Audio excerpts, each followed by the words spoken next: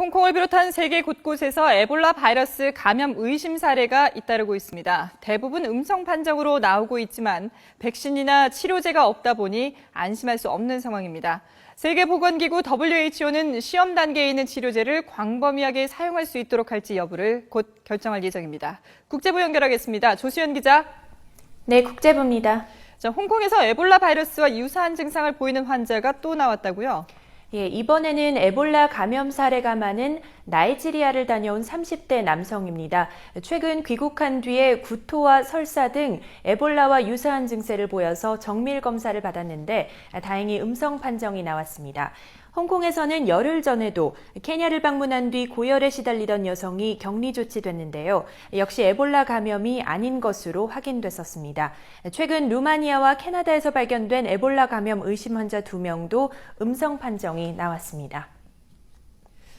네, 아무래도 이 발병 지역인 서아프리카를 방문한 뒤에 감염될 것이라는 우려가 큰 상황인데요. 이런 가운데 미국 선교사들이 아프리카에서 곧 귀국할 것이라는 소식이 들어와 있군요. 예, 서아프리카 라이베리아에서 활동을 해온 미국인 선교사들이 곧 노스캐롤라이나로 돌아옵니다. 구체적인 신원이나 몇 명이 귀국하는지 등은 공개되지 않았는데요. 최근 에볼라에 감염된 미국인 선교사 낸시 라이트볼 씨의 동료인 것으로 알려졌습니다. 노스캐롤라이나 주 정부는 선교사들이 입국하는 즉시에 철저한 검역에 나선다는 방침입니다. 일단은 에볼라 바이러스의 잠복기인 22일 동안 선교사들을 격리시키고 이 기간에 추가 조치를 결정할 예정입니다. 세계보건기구는 시험 단계에 있는 치료제 사용 여부를 조만간 결정한다면서요? 예, 근본적으로 에볼라를 치료할 약제가 없다는 게 가장 큰 문제로 지적돼 왔습니다. 최근 에볼라에 감염된 미국인 환자 2명이 지맵이라는 실험용 약제를 투여받고 상태가 호전됐다는 소식이 전해졌는데요. 이 이후로 이 약을 각국에서 사용하도록 허용해야 한다는 주장이 제기되고 있습니다. 이에 따라 세계보건기구 WHO는 임상시험 중인 치료제를 광범위하게 사용할지 여부를 검토에 들어갔습니다.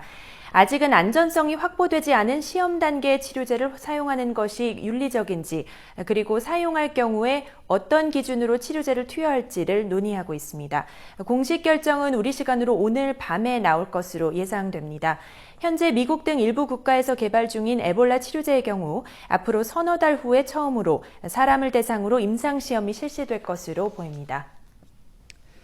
네, 에볼라 발병 이후에 지적됐던 문제 가운데 하나가 이 사망자의 시신을 직접 만져서 이를 통해서 바이러스가 전염되고 있다는 점인데요. 이에 대해서 나이지리아 정부가 대책을 내놨다고요? 네, 시신을 만지는 아프리카 일부 지역의 장내 풍습이 에볼라 바이러스를 전파하는 요인 가운데 하나로 지목됐는데요. 나이지리아 정부는 시신 접촉으로 에볼라 바이러스가 확산하는 것을 막기 위해서 사망자 시신 이동을 전면 금지하기로 했습니다. 이에 따라 시신을 국가나 주 경계를 넘어 운반하지 않고 반드시 그 사람이 숨진 지역에 묻도록 방침을 세웠습니다. 이번 조치는 라이베리아와 기니, 시에라리온에서 숨진 나이지리아인 모두에게 적용됩니다. WHO도 앞서 지난 8일 서아프리카 지역 국가들에게 보건 규정에 따라 교육을 받은 전문가가 장례식을 집행할 것을 촉구했습니다. 지금까지 국제부에서 전해드렸습니다.